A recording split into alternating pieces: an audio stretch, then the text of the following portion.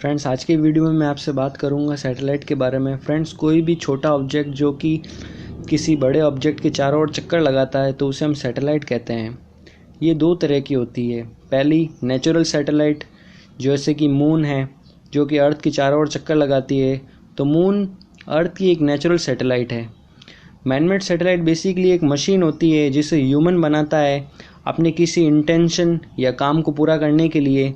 तो इस वीडियो में मैं आपसे बात करूंगा मैनमेड सैटेलाइट के बारे में। फ्रेंड्स, इन सैटेलाइट को किसी रॉकेट की मदद से अटैच करके स्पेस में ले जाकर छोड़ दिया जाता है।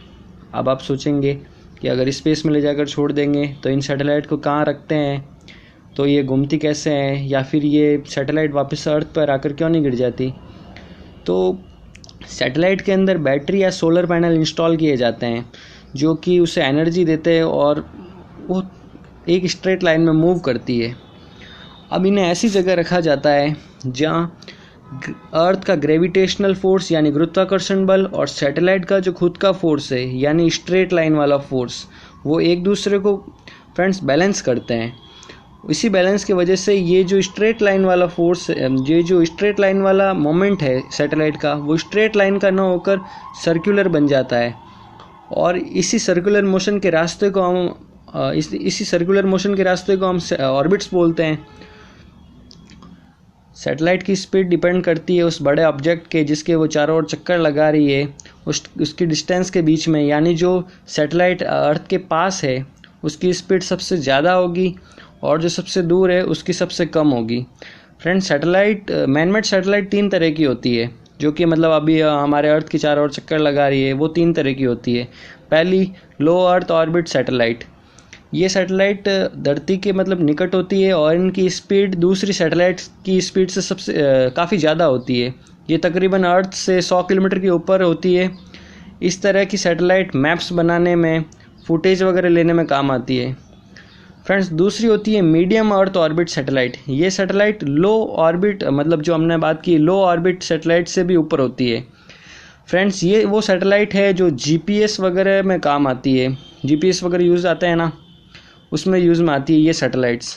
इसके बाद होती है friends high earth orbit satellite, जिन्हें जियो स्टेशनरी सैटेलाइट भी बोला जाता है। ये सैटेलाइट काफ़ी ऊपर होती है और इनकी स्पीड धरती की स्पीड के बराबर होती है।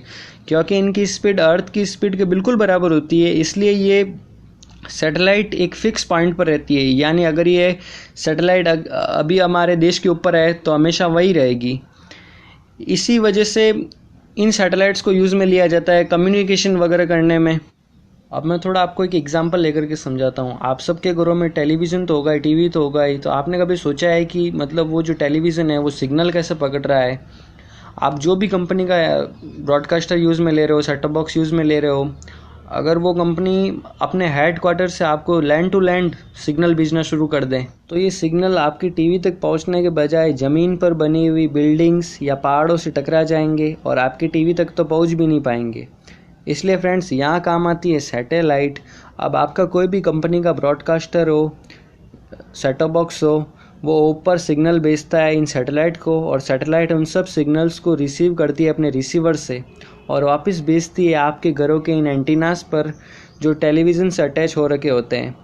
ऐसे ही सैटेलाइट आज काम आ रही है हमारे देश की सुरक्षा के लिए, इंटरनेट के लिए, कोई प्रेडिक्शन वगैरह करने के लिए, मौसम संबंधी जो जानकारी वगैरह होती है इनके लिए।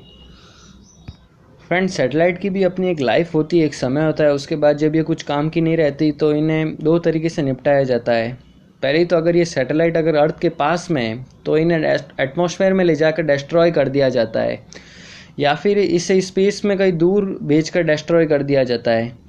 इसी तरह स्पेस में जो ऑब्जेक्ट्स काम के नहीं रहते उन्हें डिस्ट्रॉय करते हैं और फिर ये मलबा स्पेस में ही रह जाता है। इसी वजह से स्पेस में डेब्रीज हो रही है फ्रेंड्स, डेब्रीज फैल रही है और जिसको स्पेस जंक भी बोला जाता है। अब वीडियो के लास्ट में मैं आपको एक फैक्ट बताना चाहता हूँ। फ्रेंड्स, आज स्पेस में हर कोई अपनी सैटेलाइट लॉन्च कर रहा है, जिस वजह से हज़ारों सैटेलाइट स्पेस में आ चुकी है। बात यह है कि 10 फरवरी 2009 में ऐसा पहली बार हुआ था कि एक अमेरिकन और एक रशियन सैटेलाइट आपस में टकरा गई। तो इस वीडियो में आपने कुछ भी नया सीखा है तो सब्सक्राइब कीजिए, लाइक कीजिए, शेयर कीजिए सबको। Thank you.